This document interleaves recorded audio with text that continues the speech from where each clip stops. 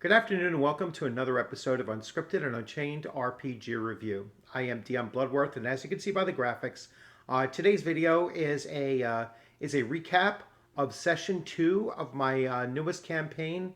It's an AD&D First Edition campaign set in the world of Greyhawk, and we're now 3 weeks in. So really looking forward to the next session, but to just recap session 2, which was the second of our play sessions. Um, let's go right with where our adventurers are at this point. So, if you watched the first episode, and I'll certainly link that to this, to this video. The player characters started off in the country of Yeomanry, and there they were brought together by a somewhat mysterious letter, along with a candle that they had to light inside the tavern in the town of Westburn, or small city of Westburn. And once they got the gist of what they were embarking on, the adventure that they were embarking on, they started heading down towards Kendall Keep, in search of a stronghold that was rumored to exist. And so this is, of course, the backstory of B1 in search of the unknown.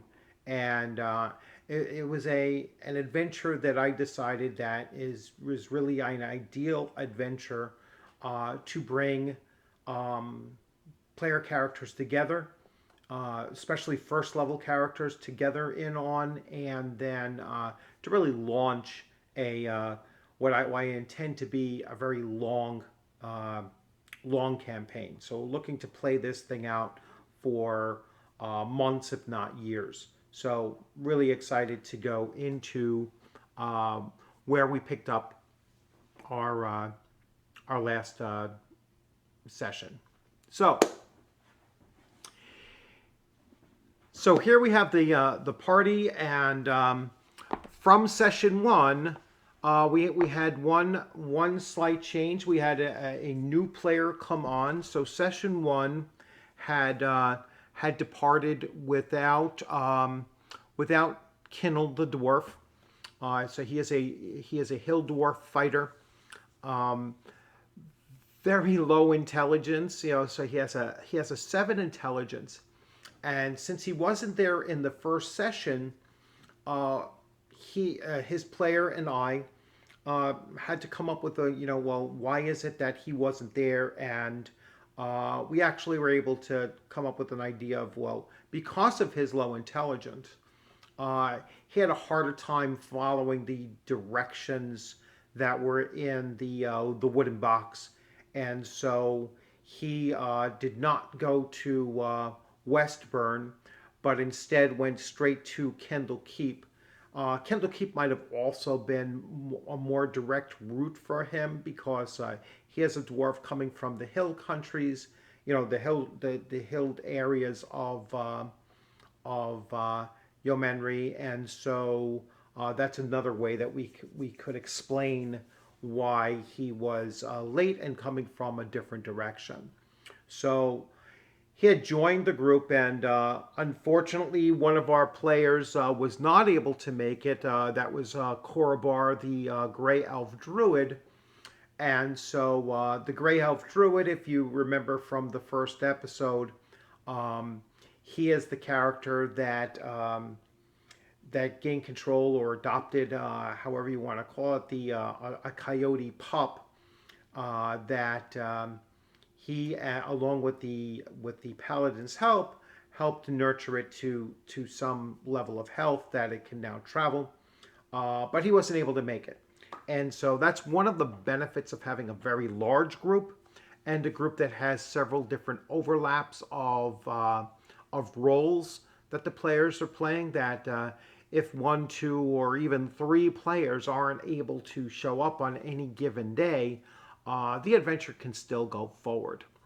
Now, what you see here on the graphics is that you see the board that I set up for the characters that are actually on it, and this is a feature of Roll20, and I just set up one panel where I have all of the characters, and I can easily link their character sheets to these icons, and so I can keep track of their hit points.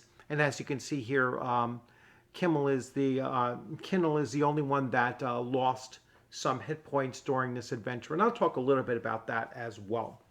So the party comes together in Kendall Keep, and they're just in the courtyard of Kendall Keep. They're, the outer courtyard of Kendall Keep. They haven't delved into Kendall Keep itself because I'm saving that for B2, Keep on the Borderlands. So the party assembled in Kendall Keep. They're greeted by a new arrival, Kindle the Dwarf fighter, who was somewhat dim-witted, but somehow remembered to join the party at all. And so before they end up departing from Kendall Keep, he had made contact with them. The journey is expected to go to the site of Quesquetan, which is the name of the stronghold that they're searching for.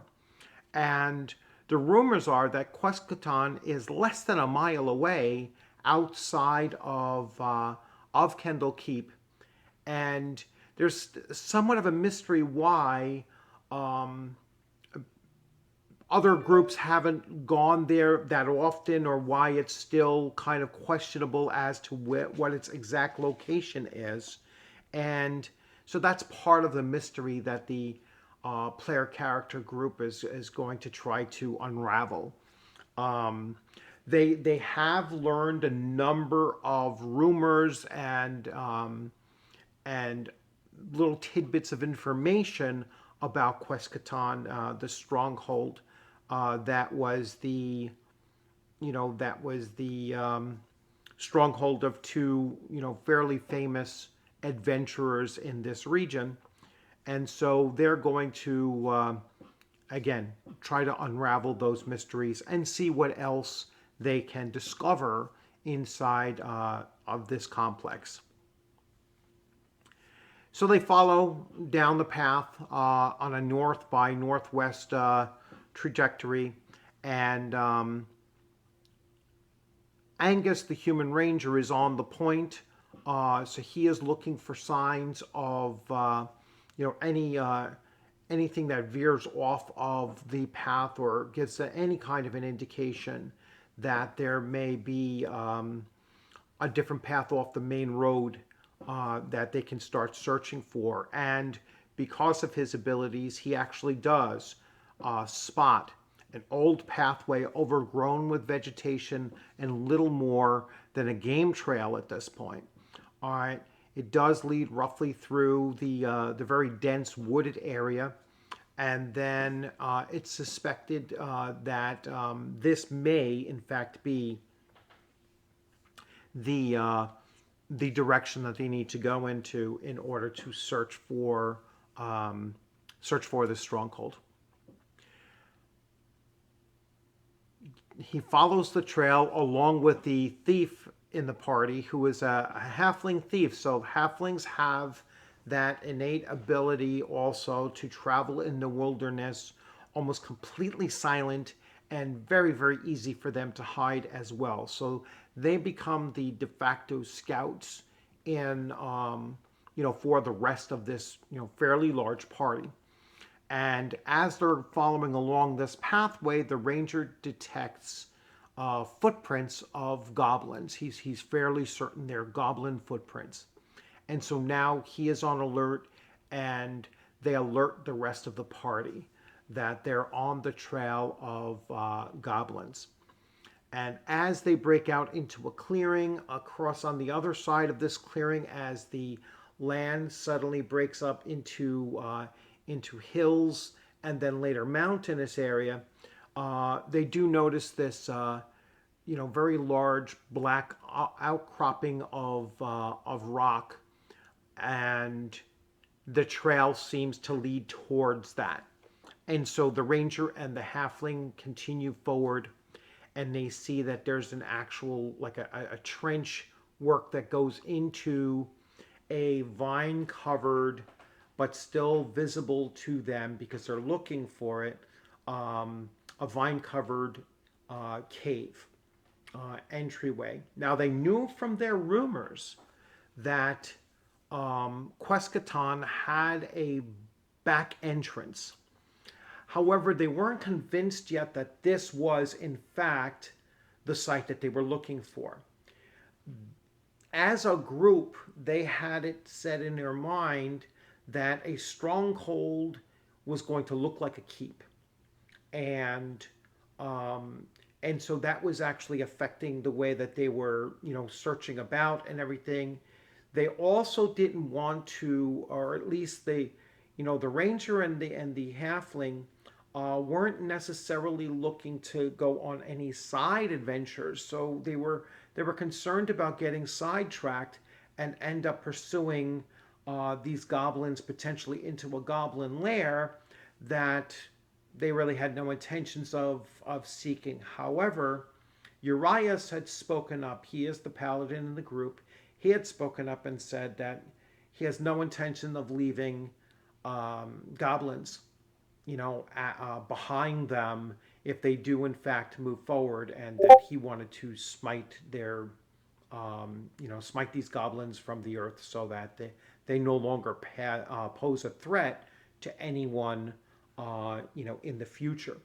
So, and that kind of makes sense if you think about the fact that in their previous days worth of adventure, they encountered bandits that were also kind of harrying the passageways between Westburn and Kendall Keep, and they're assuming that these goblins are probably doing the same thing. So he's pretty adamant on and saying, no, we're going to go forward. We're going to wipe out these goblins. And so they, very cautiously enter this map. So what you see on this side with the map area is this is just the portion of the map that they traveled through, that they revealed. And so I'm going to walk you through the various steps of this passage that they made, and I'll talk about some of the key events that occurred directly from the players in the group, and what their favorite parts of this was. So this is an experienced group, or at least the more vocal players are very experienced players. And so they constantly think about, at least so far, they've constantly thought about different protocols and different methods of their, whether it be dungeon delving or just traveling in general. And so when they come to a closed door, they want to establish a protocol. All right, we are going to listen, we're going to search, we're going to prepare our fighters to be ready to barge through or hold the door or go through the door right away.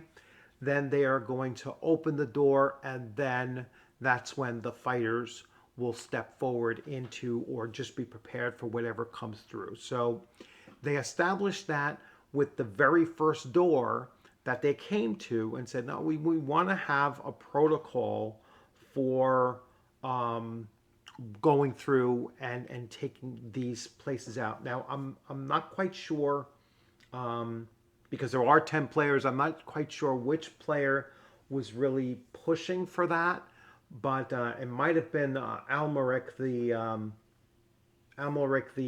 Grey Elf fighter magic user, who kept who brought that up. At least that's what's, or it could have been Mirador, the human cleric, that was thinking of these things and saying, no, we should have a protocol. All right, so they begin to enter into this place. Now, remember, they have quite a number of rumors about this location, but they're not quite sure that this is Quescadon yet. They came to this alcove here, and they didn't want to believe that there were these two niches of alcoves with no murder holes and no other reasonable purpose behind them other than being a potential ambush point. And so when they got to it, they really searched the crap out of it. And yes, they did notice that there was at one time possibly statues that were in this area. It looked like there was some scrapings on the floor as if something was hauled off from here. And that was really just something I created because of their questions and prompting about, well, there's got to be a purpose behind it. So I wanted to kind of mask the fact that there was no other stated purpose for this first set of alcoves. They then proceeded forward. Now, it's also important to note that they did establish a marching order. It was a diamond shaped with 4 players, and then a square with 4 players, and then the 9th player brought up the rear, and the rear guard is Angus, the human ranger, and then the rest of the party was kind of mixed. This is nearly the marching order that they were traveling in. Their actual, if they were single file marching order, it would go Kinnell, followed by the paladin, Urias, and then Almeric, the fighter magic user. Backing him up would be Mirador, the human cleric, followed by Word, the human mage, followed by, if he was with the group, Korabar, the Grey Elf druid, followed by the thief, the halfling thief, Crandon. Although Crandon during this adventure was kind of up at the front, and that seems to be something that might become their standard operating procedure, is to have, the thief at the front kind of checking for traps and doors and all those kinds of things. But anyway, back to the marching order. Kelburn, the human monk, followed by Breeze, the elf cleric, and finally Angus, the human ranger. So there are 10 players and 10 player characters in this adventure party. So it is quite large, and I'll talk about that a little bit later as well. So they get past this first alcove and they keep on going forward. So in their marching order, even though they have a lot of players who have infravision, infravision is not foolproof. It doesn't let you see everything that there is to be seen. You still need light sources in order to shed light on things that do not give off heat energy. And so, 2 of the members are carrying torches, but they make sure that they're not carrying those torches immediately in front of any of the characters that have infravision, so it doesn't burn out their infravision, or make it harder for them to utilize it and see it. So again, very tactical planning taking place by this experienced group. So they get to the second set of alcoves, and here is where the thief Crandon, when asked the question, what were some of the things, the favorite moments that stood out for them, Crandon responded, "For me, it was definitely finding the secret doors and the first kobold ambush." So in here, they found these secret doors, but it took them quite some time to establish or to understand that no matter what they did, there was no way to open up these doors from this side of them. And that goes for the 2 on both sides of this passageway. It took them about 40 minutes, and during that 40 minutes time, the random encounter finally came up, and it turned out to be a group of 4 kobolds So 4 kobolds had come in through this portion here, through this door up here, and they started making their way down. As soon as the players saw them, they set up some crammed in on both sides of this, both sides of the alcoves here.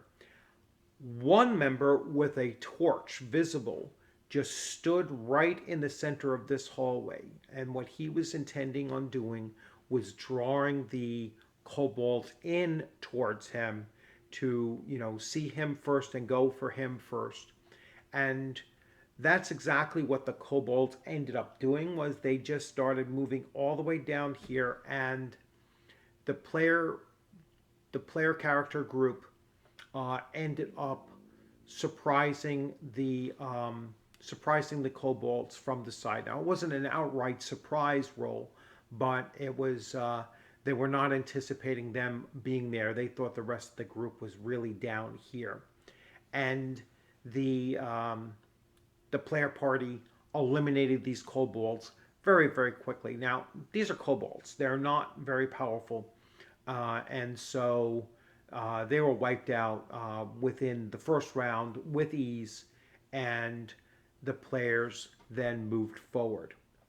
When they got to the third set of alcoves, this is where the magic mouth spells are cast on both sides of the corridor, and they start chatting out to each other and to any passersby that come close within those alcoves, that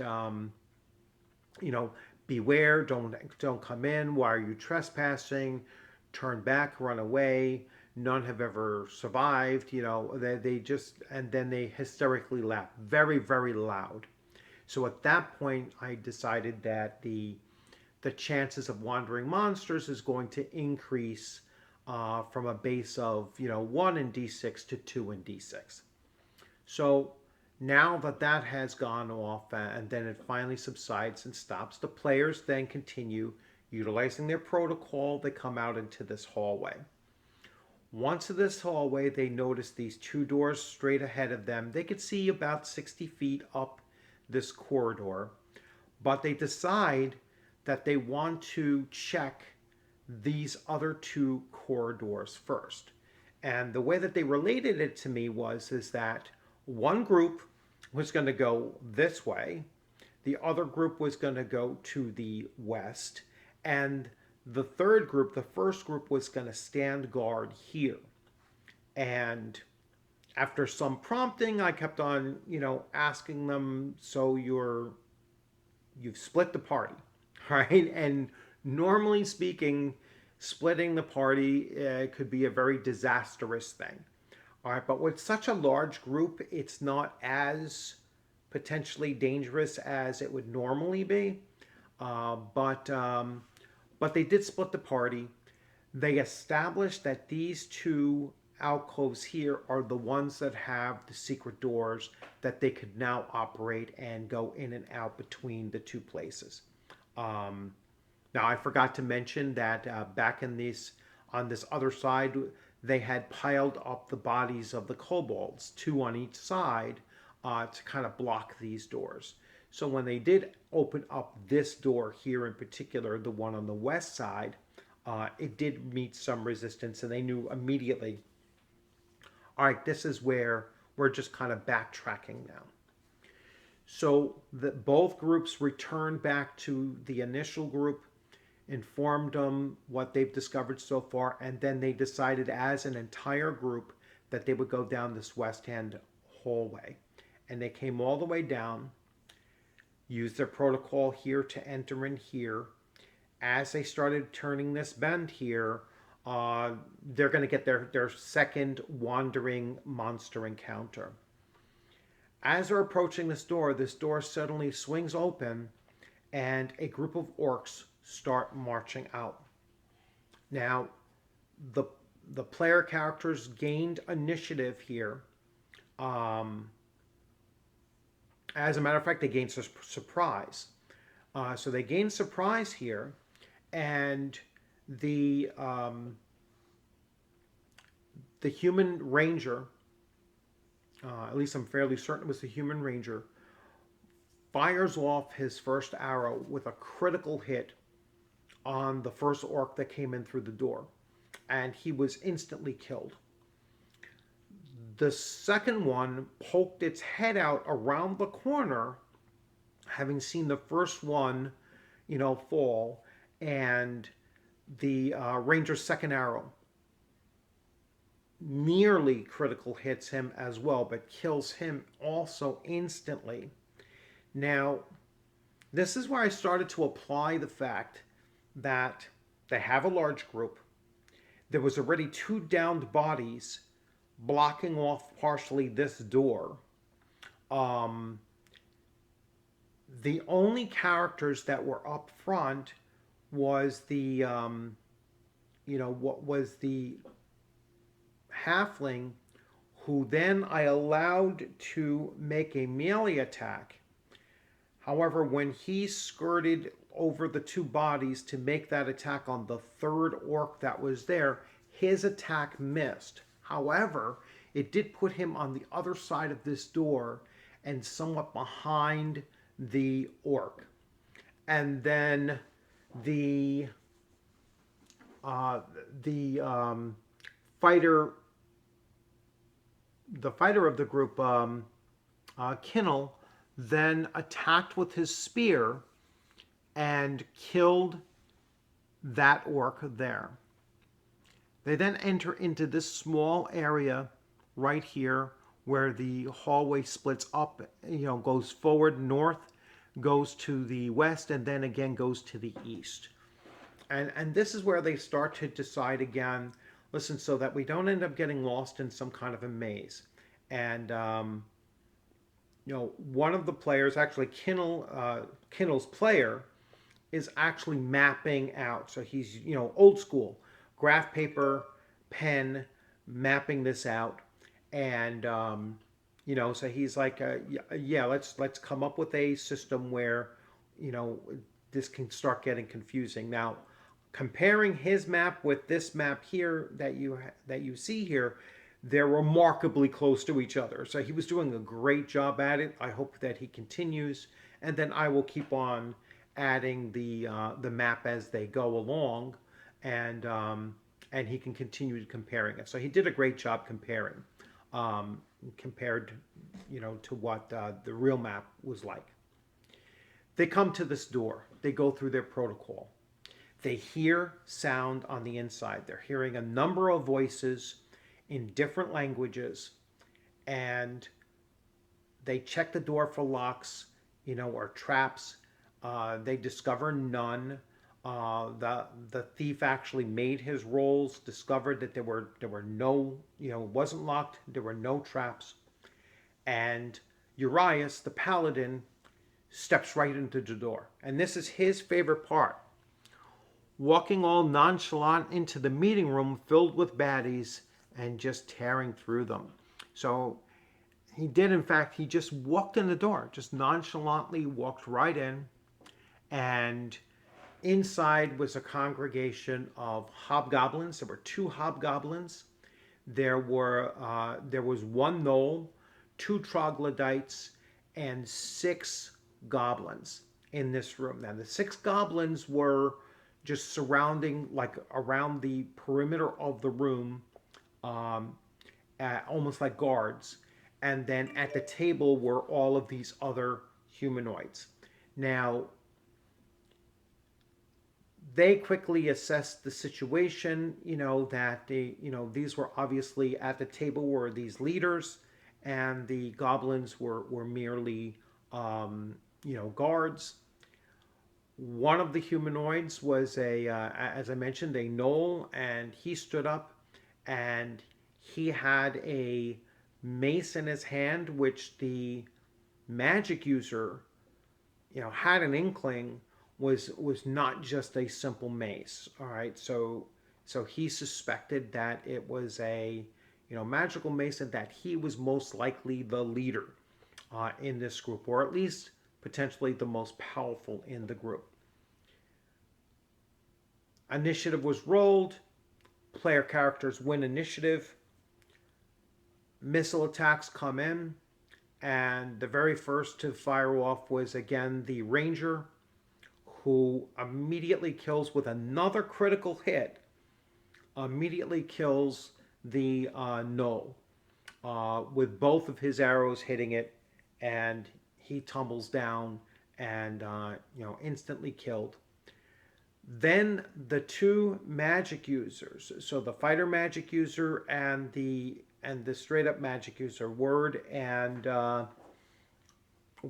Almeric, they coordinate very, very briefly and then fire off their sleep spells. And what they're trying to do is, sleep spell has roughly a 30-foot radius, but they did not want it to overlap over their own party.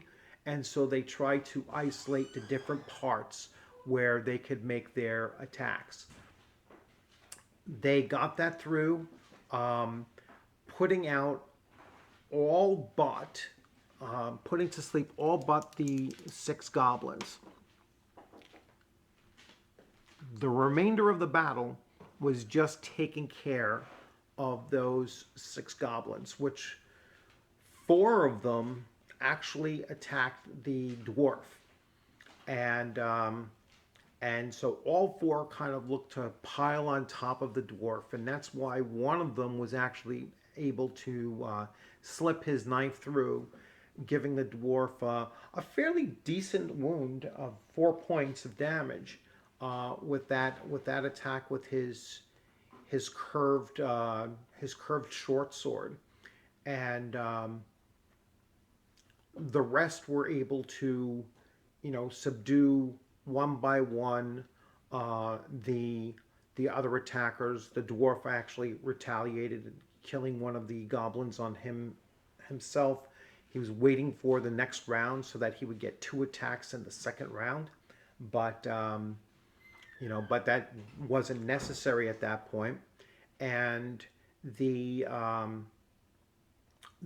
party was able to wipe out, obviously, the remaining of the 6 goblins.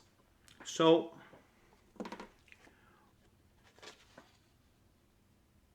moving on, one of the other things that was mentioned that I forgot to mention earlier on was that, and this came from Almeric, was that the bodies that they had discovered earlier on by the 3rd set of alcoves of a human fighter and a human magic user, both dead, was a grim scene that really stood out for him as well. And that was also the point in time that they discovered that they were in Quescaton, because there was a plaque behind the impaled body of the human magic user. And so, by this point now, they've established a few things, that they're in Quescaton. They also established that that there seems to be several different groups of humanoids that are working in coordination with each other. All right, here within this complex. And at that point, the session actually started to wind down. We were around the 10:30ish mark. One of the players had an issue at home, so he had to go take care of that, and it became a good spot to end the adventure, at that point. Now, I'm going to shift views here and come back. So, one of the things that I'm learning about both the players and how they're beginning to interact with one another, and also about as a DM running adventures with such a large group, is that I have to modify a lot of what is going on, even though this is an official adventure where there are set scenes that take place. Or rooms have certain descriptions to them with certain number of creatures in each room, and so on. that has to be adjusted and modified to match up the fact that there are up to as many as 10 player characters in this group. The other thing that I have to keep on reminding myself and managing is that it's a large group. And so a large group is not going to move the same way through a dungeon complex. It is not going to move as quietly as a smaller group would be in a dungeon complex. So I have to increase the chances, the likelihoods of wandering monster checks and such, and so not only in frequency but also in how often that they will actually happen. So there's, and then the numbers. The numbers are going to have to increase in order for it to become a challenge for the party. Now, with a large party, the fact that the players are moving through this, I'm not using real time, so it did not take them. It took them 3 hours of game time to work their way through there, but certainly not 3 hours in game time. It took them, when we meet next week, we're not going to say, well, a week has passed. You've been sitting in this room for a week. That's where, if you're really old school and your rules as written, that's where the passage of time while you're in an adventure cannot be one-to-one. And so for those people that are saying, oh, well, this is not really, a true depiction of how first edition is run, that just doesn't make sense. So the one-to-one time scale that some people, say is the best way or the only way to run a first edition AD&D game, it's got to make sense in order for it to be applied in a reasonable way. And so I generally do use one-to-one when they're not in, obviously not in combat and not in an adventure type setting where they're obviously not going to spend a week sitting inside this room here. So what will happen is when we pick up on Monday with the next session, those player characters will pick up where they just left off. They might have searched through the room and discovered any other equipment or gear that they had searched for, and then they are going to move on from there as if only a few minutes have passed, not an entire week. The second thing that I'm going to have to modify for is that now that I know that the druid will be returning, I had to find out, figure out how I'm going to place him, back into the party, and see what happens if anybody else, doesn't show up next week. So that will always be something that I would adjust on the fly, and see whomever shows up, and then we'll go from there. Because again, real life issues happen, and players can't always make it. And you don't always get advance notice either. I mean, at least two of us were dealing with the potential of the hurricane this past Monday, and if that knocked out my power, the game session comes to an end. All right. If that knocks out another player's power, that character's participation in the adventure comes to an end, and then I have to modify, very quickly. The rest of the team has to modify too how they're going to function without that player character actually being involved, and then we'll come up with some kind of an in-game explanation of what occurred. All right. So anyway, this is so far how the campaign has been going. It's evolving. We're all learning how to modify what we're used to have been doing to what we're doing currently now in such a large group again, and and it's been a lot of fun. It's been a whole lot of fun playing this. So These sessions, I run these sessions from 7 to 10:30 p.m. Eastern time, and then the recaps are always scheduled for Thursdays at 7 p.m. So I will be, uploading this and and singling out that it will be coming up at 7 p.m. and then it will go live at 7 p.m. And if you have any questions or comments, please feel free to leave those in the comments section. I do have a waiting list to join this campaign. So there are already 2 players that want to get in on it, and I'm not going to go above 10. And I probably won't fill in any of those gaps unless we go below 6 players, and only then it's if it's a category or role that really does need to be filled. So if the group lost both of its clerics, then I would certainly bring in somebody to be a cleric character, and so on.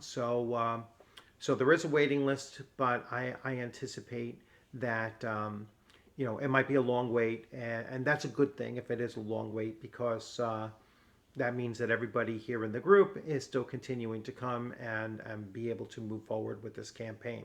Now, the other thing I am anticipating is that come 2 weeks from now, when most of us are back to school, or some of us might be going back to work or whatever, the summertime is over, that might also make alterations. This time schedule is set up for my work schedule. So Mondays 7 p.m. was the one that works best for me as far as my work schedule is concerned, and the players were aware of that. But again, sometimes people's job schedules change up, and we'll see what happens in the future. But anyway, thanks for joining. Please give it a thumbs up if you like this video. Leave your questions and comments in the questions and comments sections of the YouTube video. And if you haven't subscribed, please consider subscribing. And if you have any other suggestions that you want to make as far as game mechanics in first edition AD&D, although I'm really quite familiar with them, but anything about the world of Greyhawk, welcome any comments or suggestions you have about running a Greyhawk campaign, and just in general, if you have any general comments you'd like to make about about role playing or running games, just leave them in there in the comments section. Thanks for joining. Have a great afternoon, and I look forward to seeing you on a gaming screen sometime soon. Take care.